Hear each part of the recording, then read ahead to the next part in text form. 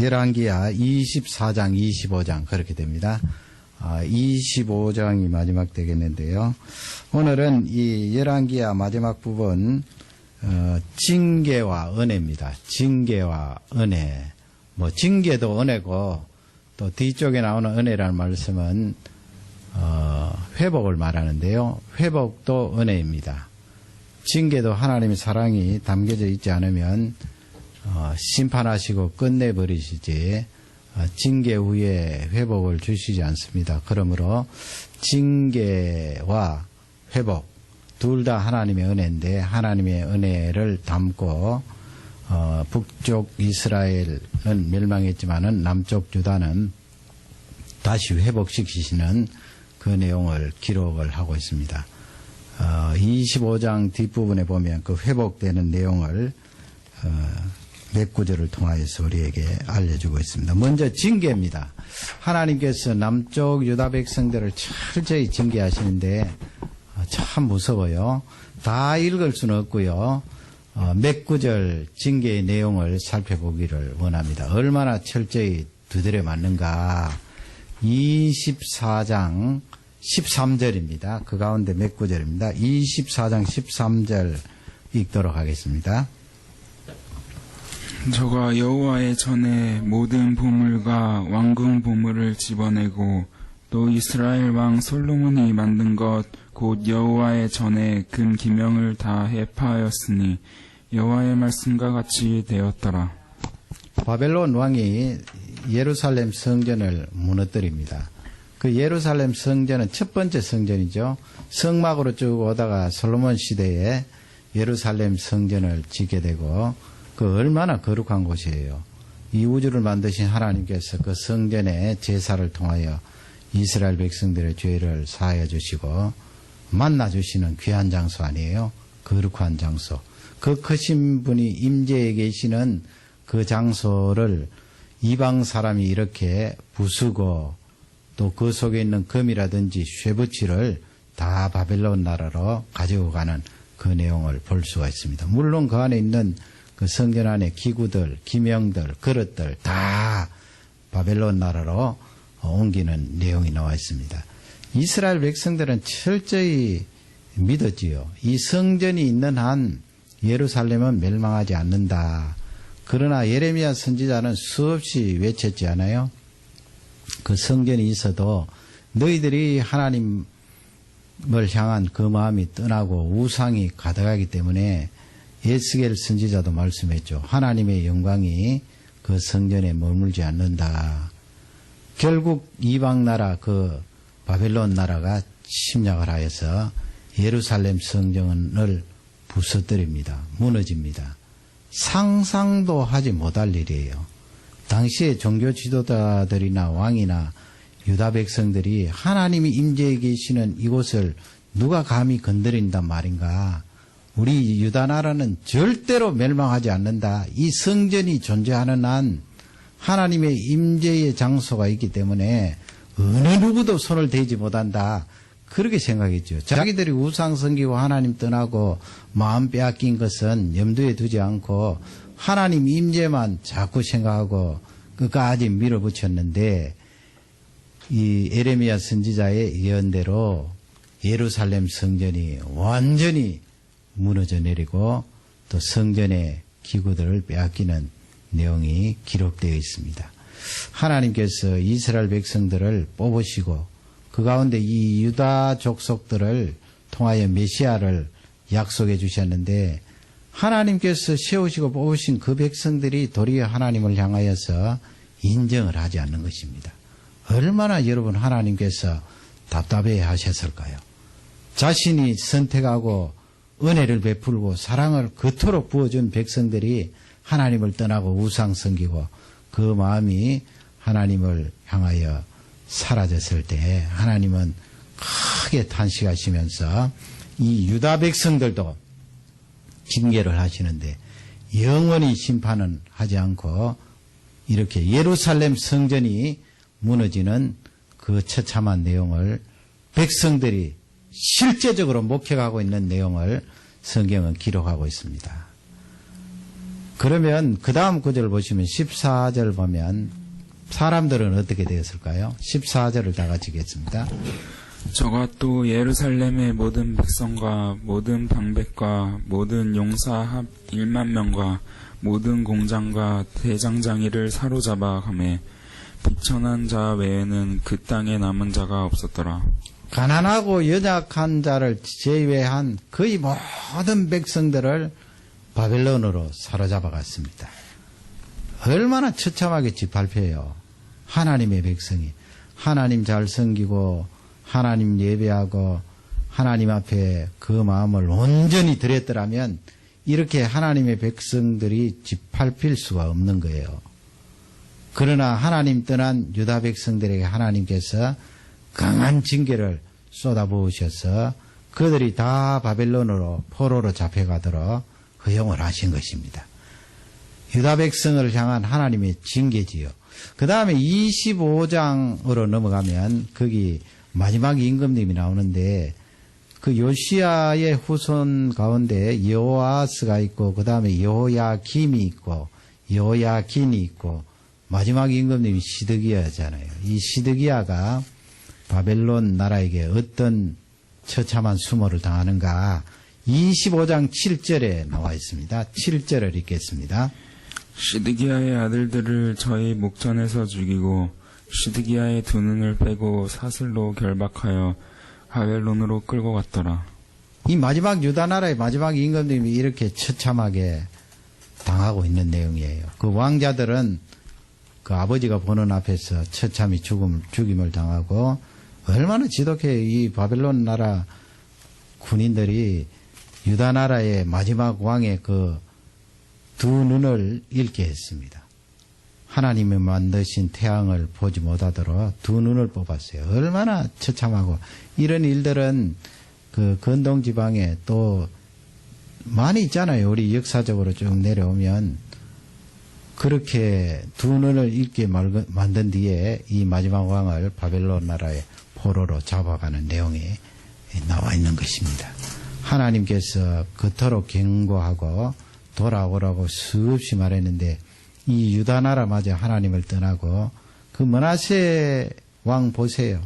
55년 동안 유다 나라를 다스리면서 그렇게 지독하게 우상 섬기고 성전 안에 일월성신 우상 일월성신을 섬기고 바알신 아세라신 몰록신 그렇게 섬기면서 하나님을 떠난 유다 나라를 하나님께서 징계를 하십니다. 이렇게 징계하시는 것도 하나님의 은혜죠. 징계를 하시면서 하나님께서 그 마음을 아파하시면서 회복을 계속해서 약속하셨지 않습니까? 그 내용이 예레미야서에 계속 반복해서 나오고 있고 또 에스겔 선지자를 통하여서 회복을 약속해 주셨습니다. 그래서 이 25장 뒷부분에는 회복의 그 실마리를 보여주는 내용이 27절 이하에 쭉 나와 있습니다. 지금 바벨론 포로 중이에요.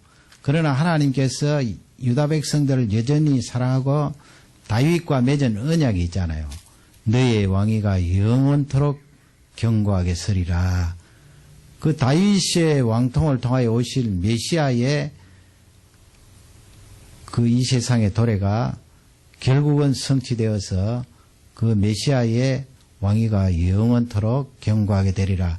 다윗과 맺으신 그 언약을 하나님께서 어기실 리가 없지요. 그래서 유다 백성들이 포로로 잡혀 있지만은 그들을 회복시켜 주세요. 다시 예루살렘으로 돌아오게 하고 그 예루살렘에 돌아온 유다 백성들이 다시 나라를 세우고 성전을 세우고 메시아 오실 것을 준비하고 있는 거예요. 그러면 그 내용이 25장 27절 이하에 쭉 나오는데 4절 다 읽겠습니다. 먼저 27절을 읽겠습니다. 유다 왕 여호야긴이 사로잡혀 간 지 37년 곧 바벨론 왕 에월므로닥의 즉위한 원년 12월 27일에 유다 왕 여호야긴을 옥에서 내어놓아 그 머리를 들게 하시고. 여호야긴은 두 번째 왕이잖아요. 뒤에서 두 번째. 여호야김 있고 여호야긴 있고 시드기야인데 유다 나라의 끝에서 두 번째 임금님인데 옥살이를 했을 거 아니에요. 잡아가서 왕이지만은 가두고 또 이 요야긴 왕이 젊었기 때문에 바벨론 나라에서는 또 경계를 했겠지요. 옥살이를 37년 동안 그렇게 시키더니만은 그 27절에 날짜까지 정확하게 나와 있잖아요. 사로잡혀온 지 37년 12월 27일에 그를 이제 옥에서 내어보내는 거예요. 물론 바벨론 나라 안에 살게 했지만 어느 정도 자유를 허용한 것입니다. 이렇게 철저히 심판을 징계를 받았던 유다 백성들이 요야긴이 이렇게 석방되는 이 내용을 통해 하나님께서 유다 나라의 이 말 회복을 예고해 주고 있는 거예요. 예레미야 선지자를 통하여 70년 만에 너희들이 돌아오겠다 하는 그 말씀이 실제적으로 이제 일부분이지만은 실현되고 있음을 유다 백성들에게 알려주고 있는 그런 내용이 되겠습니다. 28절을 다 같이 읽겠습니다.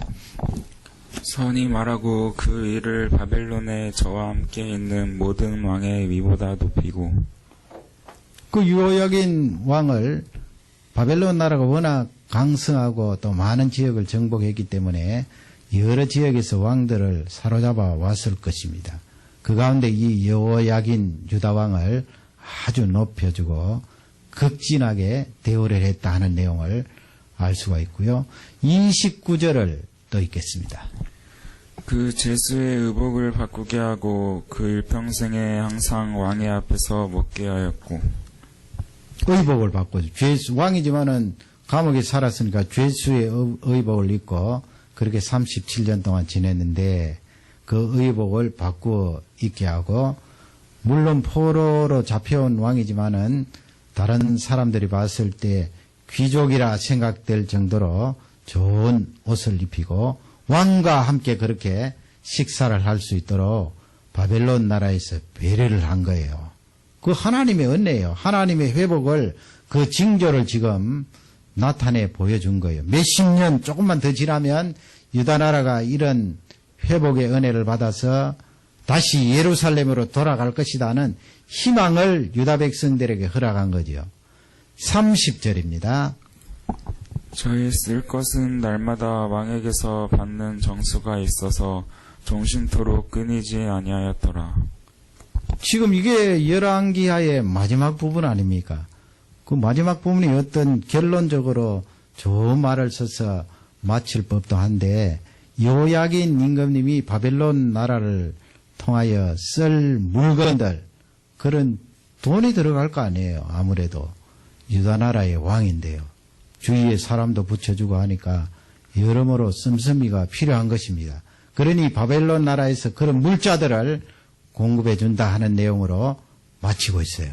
이것은 바로 하나님의 손길이 바벨론 나라에 개입이 되어서 바벨론 나라가 그 유다 나라에게 환대를 베푸는 그 내용을 기록을 하고 있는 것입니다.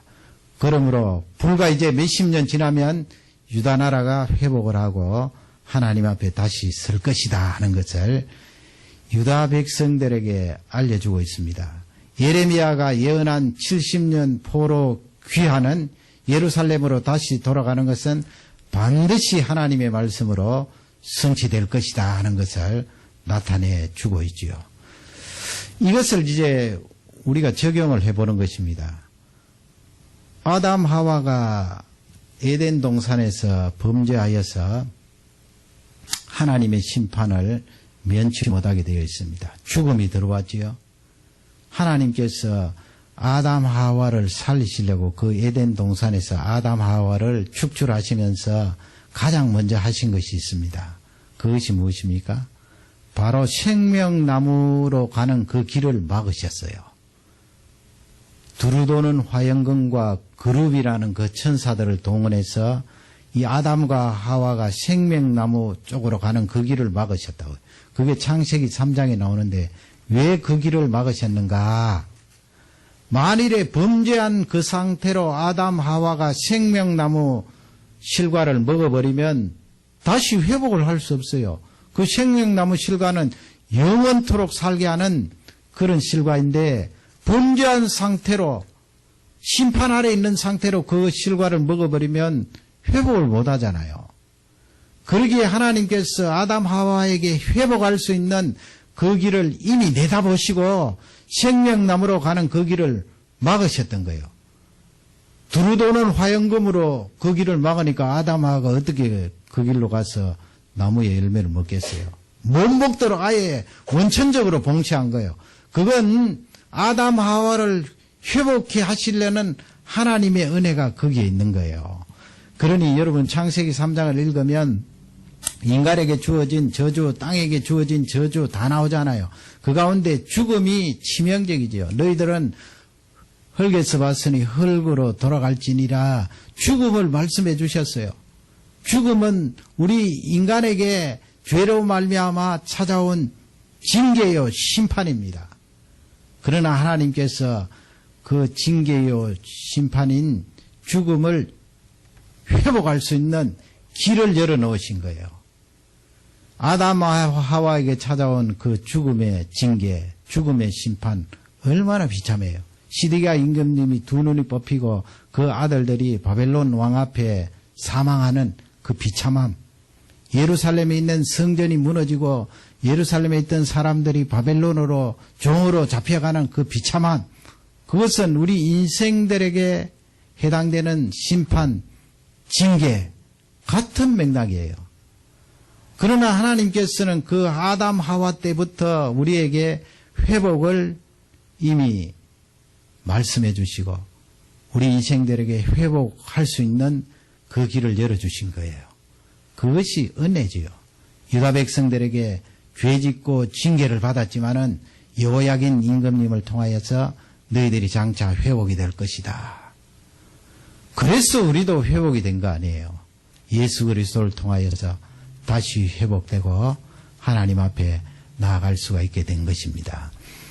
요한복음 마지막 장에 보면 참 우리가 그 마지막 장 읽으면 읽을수록 예수님의 그 말씀을 통하여 감동을 받는데 거기에 이 갈릴리에 살았던 제자들이 예수님 십자가에 죽으시고 나서 갈릴리로 다시 돌아가서 그 갈릴리 바다에서 고기를 잡는 내용이 나와 있잖아요. 여러 명 갔어요. 고기를 잡는데 부활하신 예수님께서 새벽녘에 그 제자들에게 나타나셔서 얘들아 고기가 있느냐 그렇게 물으시면서 부활하신 예수님께서 그들에게 보이시는 내용이 기록되어 있지요. 사복음서 가운데 유일하게 거기에 그 장면은 한 군데밖에 기록되어 있지 않습니다. 요한이 거기에 있었기 때문에 얼마나 생생하게 그 현장을 목격을 했겠어요. 예수님께서 그 부활하신 모습으로 제자들 가운데 사도 베드로에게 많은 시간을 할애를 하셨어요. 그 내용이 요한복음 마지막 장에 쭉 나오는데 사도 베드로는 예수님 십자가에 죽으실 때 얼마나 가슴 아픈 그런 일을 했습니까? 예수 그리스도를 부인한 사도 베드로였어요. 그런 베드로에게 예수님이 회복을 위하여 은혜를 베풀어 주신 거예요. 여러 가지 있어요. 그 가운데. 그 가운데 하나가 무엇입니까? 예수님께서 생선을 가져다가 조반을 먹으라 그렇게 권하잖아요. 밥 먹자. 예수님께서 사도 베드로에게 나타나셔서 자기를 부인하고 저주하고 욕했던 그 베드로에게 다른 말씀 안 하시고 음식 먹자. 아침을 먹자. 그 베드로의 회복을 위해서 아침 식사를 같이 하셨던 것입니다. 얼마나 따뜻합니까? 다른 말 하지 않으셨어요. 그렇게 조반을 드시고 난 뒤에 베드로에게 물으시죠. 3번이나 물으시잖아요. 너무나 잘하시는 내용이에요. 그 물으시는 내용을 가만히 보면 내가 나를 사랑하느냐 하는 것이 주 핵심인데 거기 사랑하느냐 그 사랑이라는 단어도 뭐 아가파오 아가페로 물으시다가 그 다음에는 필레오로 물으세요. 친구의 사랑으로. 거기에 보면은 베드로의 이름을 부르는데 베드로야 이렇게 부르지 않아요. 베드로 피트라 부르면 베드로 이름은 예수님이 주신 이름이잖아요. 거듭난 사람에게 주신 예수 그리스도께서 지어주신 이름이에요. 너는 반석이 되리라. 그 반석이 바로 페트라 아니에요. 페트라, 베드로, 피터. 그런데 우리 예수님은 변화된 거듭난 베드로의 이름을 부르시지 않아요. 자신이 지어서 준 그 이름을 부르시지 않고 요한의 아들 시몬아 그렇게 부르세요. 요한의 아들. 요한의 아들 시몬, 시몬이라고 하면 베드로의 이전 이름이거든요. 예수님 만나기 이전의 이름. 얼마나 그 마음이 푸근할까요? 그렇지 않고 네가 거듭난 이름 상기시키면서 베드로야 이렇게 부르면 베드로는 벌써 그 이름 부르실 때 부담이 되는 거예요. 네가 거듭났음에도 불구하고 왜 나를 부인했느냐? 네가 진실로 나를 만나서 이 이름을 받지 않았느냐? 베드로야. 그렇게 부르지 않고 시몬아 부르시면서 또 아버지 이름까지 그렇게 말씀을 하세요. 요한의 아들 시몬아. 우리가 무엇을 잘못했을 때 내 한 사람의 이름만 들어가는 것보다 다른 사람 이름이 하나 더 들어가면 훨씬 가벼운 것이 사실이잖아요. 같이 들어가니까 이름이. 우리 예수님은 베드로의 그 회복을 생각한 거예요.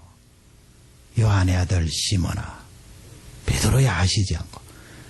그리고 내가 나를 사랑하느냐 그렇게 물으실 때 전부 현재 시제로 물어요.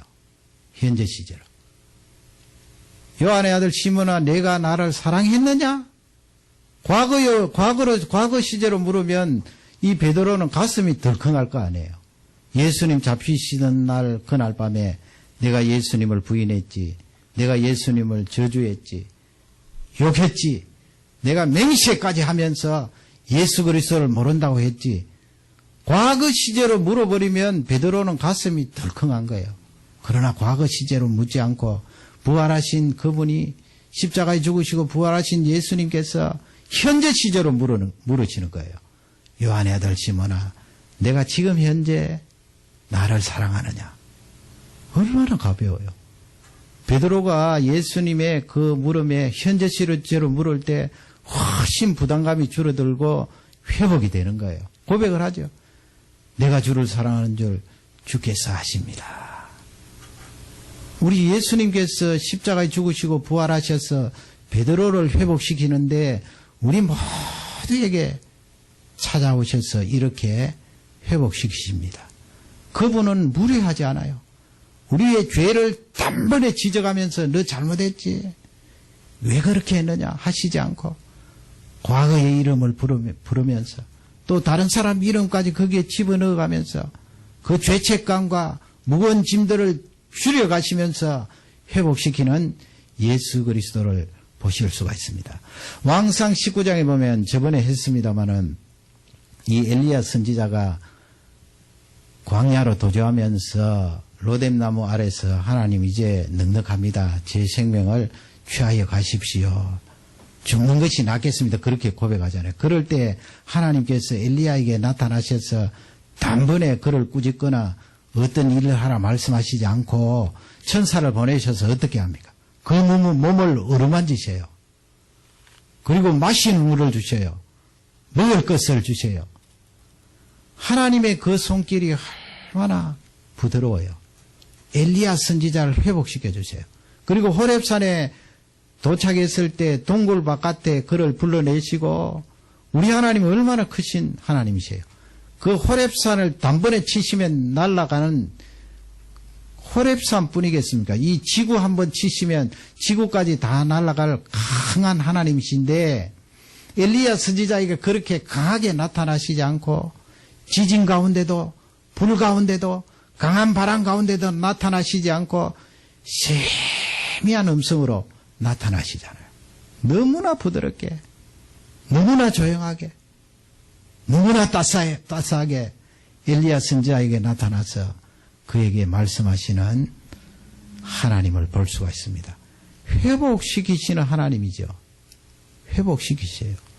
그 윤흥길이라는 소설가가 있습니다. 1980년대에 유명했던 분인데 그분은 기독교 소설가인데 뭐 회색, 멸류관, 꿈 있는 자의 나성, 뭐 그런 등등 소설을 썼는데, 이분이 기독교 소설가로서 어릴 적에 체험을 그렇게 간증을 했습니다. 그 부모님의 은혜. 너무 어릴 적에 가난했기 때문에 이 사회를 보는 그 눈이 좀 어두웠어요. 그 대표적인 예로 자기 부모님이 가난했기 때문에 이 판잣집에 살았어요. 허름한 판잣집에 살았는데 이 구청에서 강제로 그 판잣집을 철거하면서 사는 가족들을 내어몰고 판잣집을 무너뜨렸어요. 어린 나이에 그것을 보니까 사회에 대한 비판의식도 생기고 가정이 너무 가난했기 때문에 이 초등학교 5학년 때부터 중학교 2학년까지 가출을 많이 했어요. 집을 많이 나갔어요. 들어갔다 나갔다 했는데 이 마지막 가출 때 체험한 그 내용인데 집을 나가서 며칠 돌아다녀 보니까 너무 고생스러워요. 초등학교 때부터 계속해서 집을 나갔다 들어갔다 했지만은 그때 너무 고생스러워서 이제 집에 다시 돌아왔어요. 담을 타는 거 돌아와서 옛날 집은 그 마루가 있어요. 앞쪽에 이렇게 마루가 있고 그 마루 밑이 비어 있다고요. 그리고 양쪽에는 방이 있고 담을 타는 거 넘어왔는데 이렇게 보니까 방 안에 불빛이 환하게 쓰여져 있어요. 그러니 무슨 낯으로 방에 들어가겠어요. 너무 어머니에게 미안하고 죄송해서 그냥 그 마루 밑에 쏙 들어가서 있었어요. 그리고 불만 꺼지면 내가 살짝 들어가서 자리라. 그렇게 마루 밑에서 가만히 기다리고 있는데 울음 섞인 음성이 계속 들리는 거예요. 그게 무슨 음성인가 자세히 귀를 기울여서 들어보니까 어머니께서 집 나간 자기 아들을 위해서, 자기죠. 윤은기를 위해서 울면서 간절히 기도하시더라는 거예요. 밤낮도록 그 기도가 끊이지 않는다는 거예요. 그래서 이 소년이 은혜를 받은 거예요. 어머니의 사랑, 어머니의 은혜가 저토록 간절하구나. 저 어머니의 은혜, 사랑 때문에 내가 오늘 이렇게 살게 되는구나. 그래서 그때부터 이 소년이 마음의 결심을 하고 절대로 집을 나가지 않고 열심히 공부하고 살았던 그런 소년이 되었다 하는 것을 나이 든 뒤에 이제 간증을 하는데 그 어머니의 기도, 사랑이 은혜 아닙니까? 은혜. 그 은혜로 말미암아 이 소년이 회복이 된 거예요. 그 어머니의 사랑, 은혜보다도 더 큰 하나님의 사랑이 우리에게 있었기 때문에 우리가 회복이 되고 그 대표적인 증거로 예수 그리스도를 이 땅에 보내주셔서 그분이 나를 위해 죽으시고 다시 부활하심으로 하나님 앞에 설 수 있는 회복의 은혜를 얻게 된 것입니다. 여호야긴이 회복이 되고 유다 백성들이 회복이 되고 신약 시대에 와서 내가 회복이 되는 것은 절대적인 하나님의 은혜입니다. 이 세상에 살다가 내가 고난을 받고 어려움이 있을지라도 하나님은 나를 버리지 않으세요. 나와 함께 하셔요. 혹 내가 잘못할 때 징계하실지라도 나를 멸망의 길로 버려두시지 않고 다시 회복해 하셔서 유다 백성들을 돌이키듯이 우리에게 큰 은혜를 다하여 주시는 줄 확신합니다. 유다 백성들이 이렇게 나중에 70년 만에 바벨론에서 예루살렘으로 돌아올 때 그들이 시를 지었잖아요. 시편의 뒤쪽에 보면 나와요. 그 가운데 하나가 무엇인가 하면 우리가 지금 꿈을 꾸는 것 같도다 그랬어요.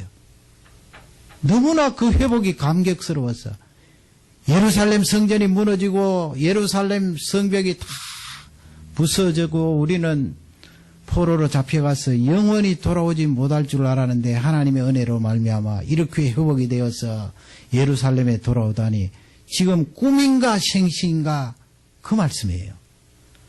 우리가 아담 하와의 죄로 말미암아 영원히 심판을 받고 다시는 회복되지 못할 그 상태였는데 예수님으로 말미암아 다시 회복이 되어 하나님 앞에 서니 이게 꿈인가 생시인가 그렇게 고백하지 않을 수가 없는 것입니다.